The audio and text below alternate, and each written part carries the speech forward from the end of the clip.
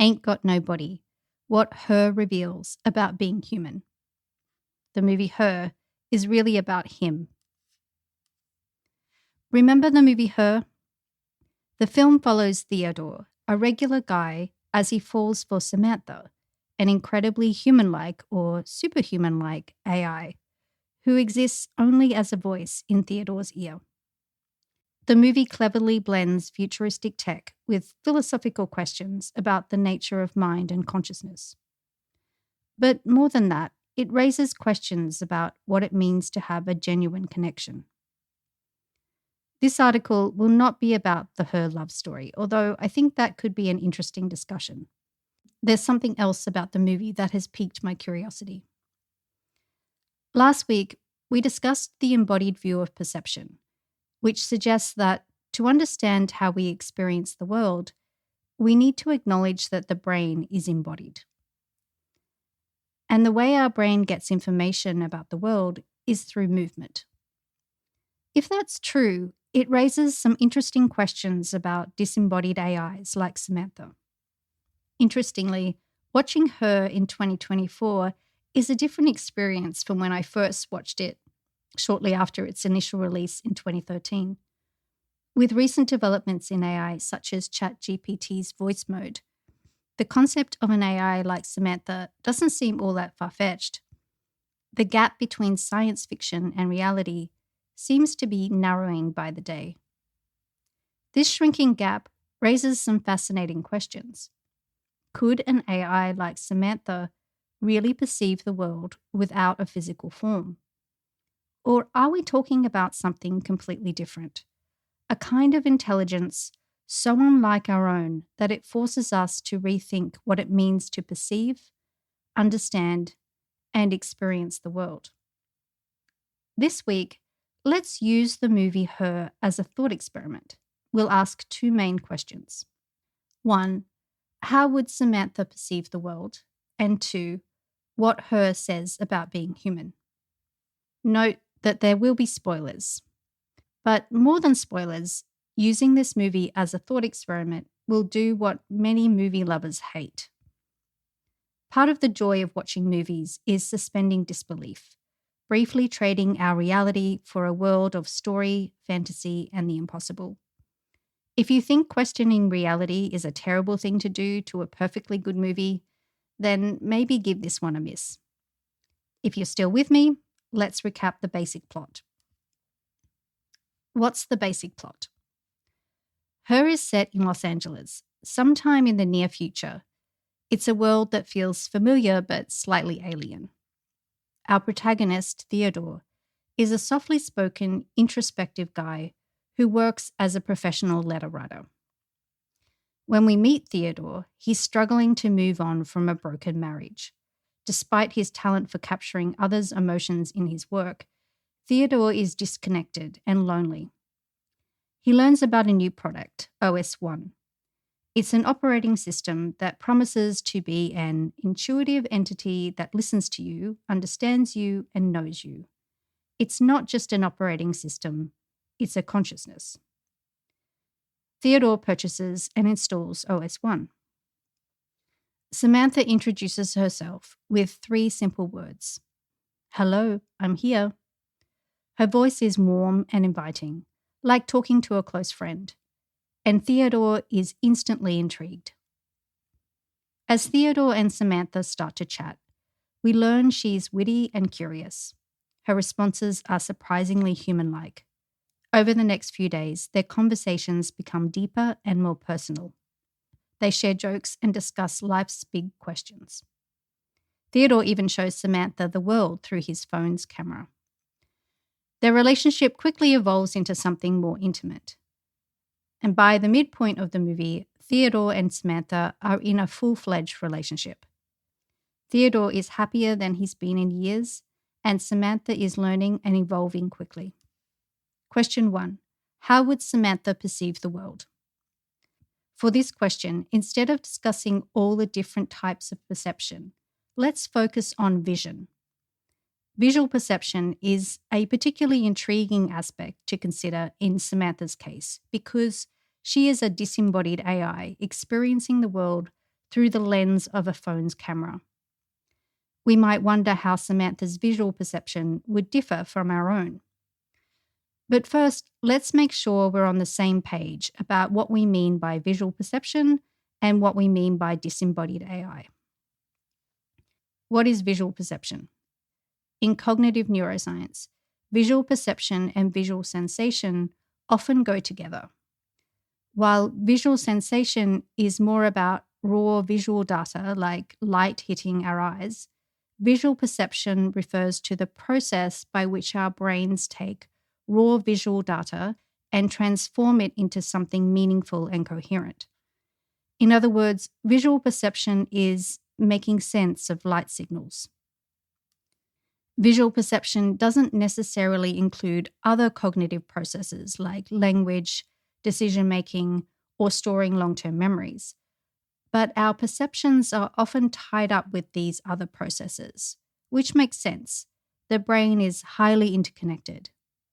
But here, we'll try to focus on visual perception. What does it mean to be disembodied?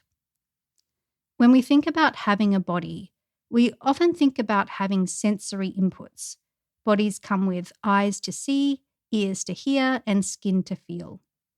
But even without a body, an entity like Samantha might still have access to sensory data. For instance, Samantha can access the camera on Theodore's phone. The phone's camera provides visual input, but we wouldn't say that Samantha is embodied because of this input. The key difference is that the visual input from the camera is received passively. Samantha doesn't actively move or focus the phone as part of her processing. There's a fascinating scene early on in the movie where Theodore and Samantha go on a date to a carnival. Theodore walks with his eyes closed, holding his phone out in front of him. Samantha, seeing through the phone's camera, guides him through the carnival. On its face, the scene seems believable, perhaps even more believable today than in 2013 when the movie was first released. But would this setup really give Samantha visual perception? And if so, would that visual perception be similar to ours? Or would it be something else entirely? To answer this question, let's first review how human vision works. Let's imagine some mad scientist completely paralyzes you, including your eyes, so you cannot make any eye movements. If the mad scientist places a still image in front of your eyes, your visual perception of that image will disappear entirely within seconds. But if that mad scientist shows you a movie where some things in the scene move and others don't, you will see moving things, but not the still things. This might seem strange, but there's a simple explanation. Normally, to move our eyes, our brain not only sends a motor command to our eyes, but it also sends a copy of the motor command, an efference copy, to other parts of the brain, including our visual processing areas. When we move our eyes, everything in our visual field shifts across our retina, but our brain doesn't interpret this as the world moving. This is because the efference copy serves as a prediction of how the visual input will change when our eyes move. The brain expected this change based on the efference copy, and the incoming input after the eye movement verifies this prediction. Efference copy is how our brain can distinguish between movement on the retina caused by our eye movements and movement caused by things in the world. When the mad scientist paralyzes you, including your eyes, there are no eye movements. Your brain might send a motor command to move your eyes, so an efference copy is generated, but your eyes won't move. So when a still image is presented to your retina, there is no change in the stimulation of your photoreceptors. Your vision will fade. The reason for this fading is the subject of ongoing research, but one idea is that our visual system is designed to detect changes and update our predictions accordingly. When there's a predicted change from the efference copy, but no actual change in the sensory input due to paralysis. The brain may interpret this lack of change as a lack of meaningful visual information. If nothing has changed, there's nothing to update. If there's nothing to update, there mustn't be anything there. Interestingly, in the situation where the mad scientist shows you a movie, moving things might be perceived. Because your eyes can't move, your brain registers the movement across the retina as something moving in the world. However, your perception of this movement would be limited and fleeting. If you were uncertain about what caused the movement and wanted to resolve this uncertainty, you would need to move your eyes to gather more information. Easy enough if only a mad scientist hadn't paralyzed you. For most biological creatures, eye movements are crucial. We rely on them to search, focus on details, and maintain our perception of stationary objects. Without them, our visual perception of the world would be very limited. They are fundamental to how we maintain our visual experience of the world. So that's what's going on with us humans. But what about Samantha? Samantha's vision would not be the same as ours. Of course, we don't know exactly how an AI like Samantha would function, but we could make some educated guesses based on current AI technologies and the movie's portrayal. Let's imagine her visual processing might work something like an incredibly advanced version of today's large language models with visual capabilities, such as ChatGPT with vision.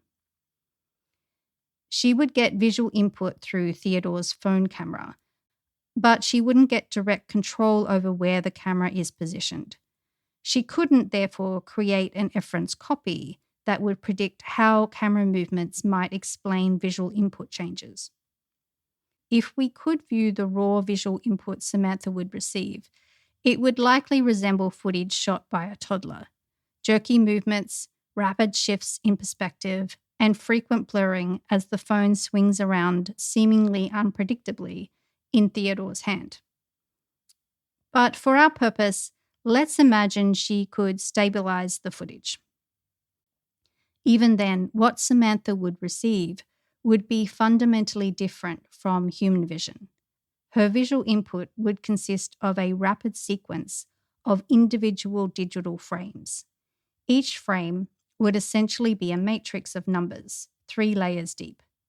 In computer terms, each image would be a 3-dimensional array of integers, with 2 dimensions representing the image's width and height, and the 3rd dimension representing the color channels, red, green, and blue. Samantha presumably would be able to store all that digital information and access it whenever necessary. This would be fundamentally different from what we do. To highlight this difference, let's look at the following GIF. This GIF cycles between 2 images. At first, the images seem to be exactly the same, but there is a difference. Can you spot it? To find the difference, you need to move your eyes and search each location until you find the difference. This phenomenon is called change blindness. Change blindness reveals that we don't store a complete, detailed representation of what we see. Instead, to perceive, we need to sample our world constantly. We move our eyes, focusing on different elements that might be important. We don't register and store all the data that hits our retinas. Consequently, we often miss details without actively attending to them. Samantha, on the other hand, with her ability to store and access all the pixels that would make up the digital images, would theoretically not experience change blindness. She would be able to compare the pixels of each frame and very quickly detect even minute changes that a human would likely miss. The difference highlights a crucial aspect of human perception. We don't passively record and replay visual data. Instead, our perception involves actively and consistently sampling our environment.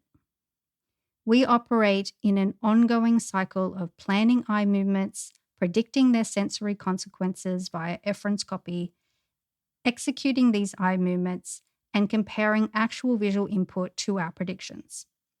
According to embodied cognition, this near continuous predictive loop is a major component of how we perceive the world.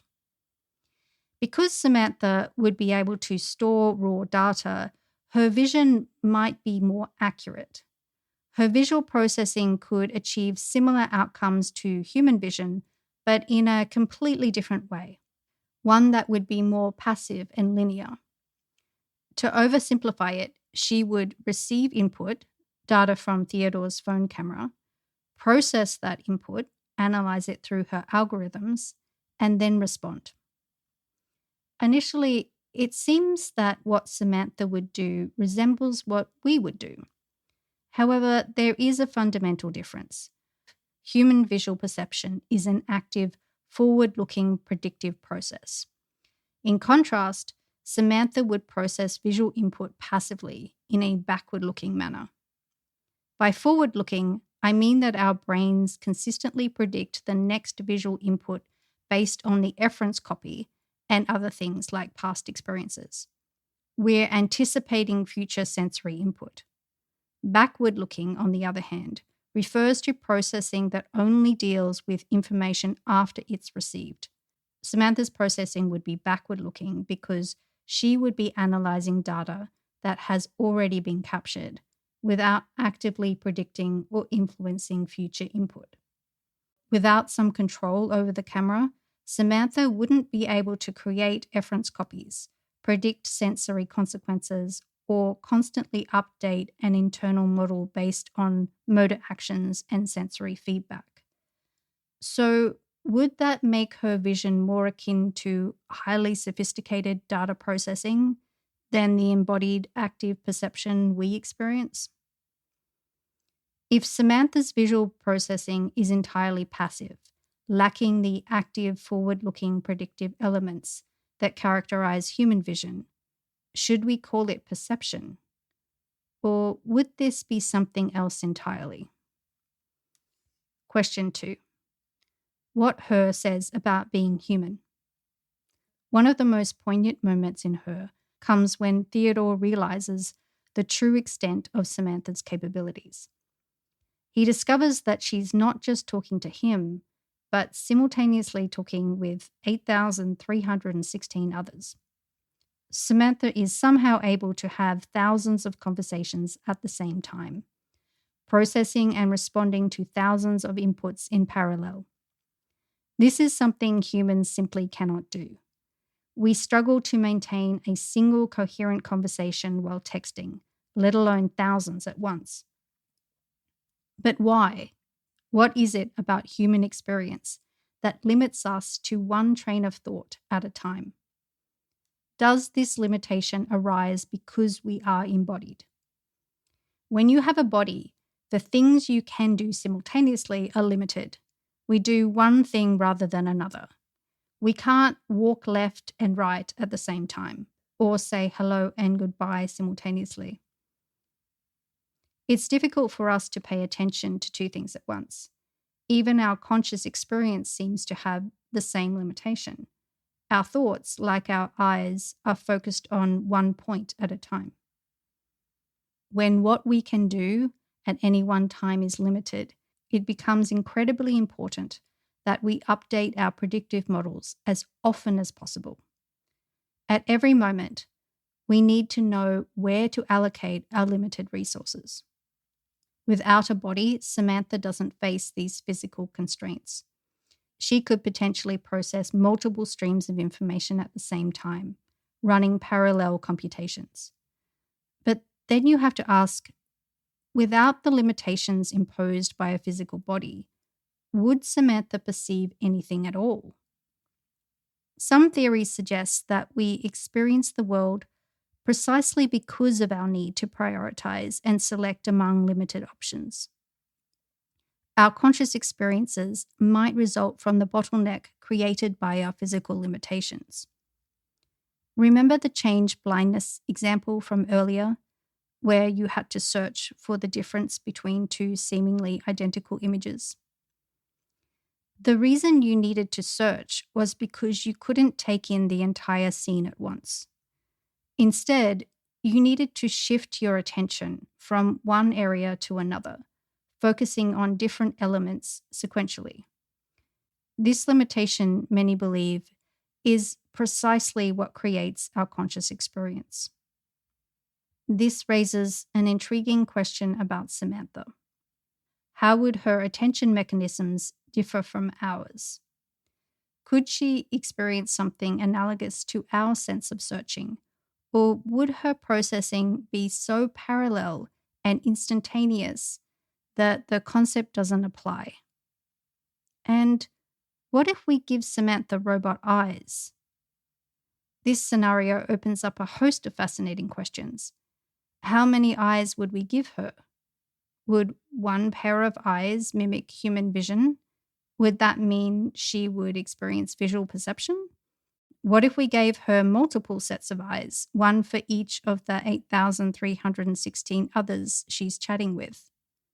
Would that mean she had one experience of 8,316 parallel visual perceptions or 8,316 separate visual perceptions? Or would she have no visual perceptions at all?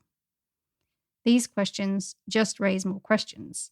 If we wanted to create AI that perceived the world in a similar way to us, would it be as simple as giving that AI a body?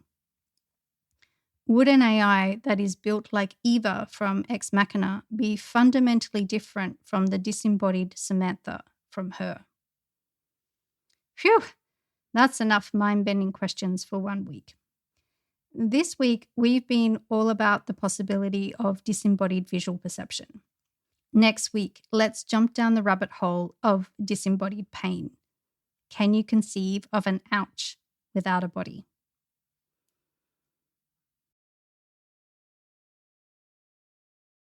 Thank you so much for listening to this article. I just want to take a small moment to say thank you so much to all the wonderful folks who have left comments and have interacted here on Substack. You're all amazing, and I appreciate you all so much. I'm enjoying myself, and I hope you are too. If you would like to reach out and say hello, then please do. I would love to hear from you. And if you would like to support my work in more tangible ways, you can do that in one of two ways. You can become a paid subscriber, or you can make a one-time donation through the Buy Me a Coffee platform. For those of you who have decided to support my work financially, I just want to say a very, very big thank you. I appreciate it very much, and it's supporters like you that make this possible. So thanks.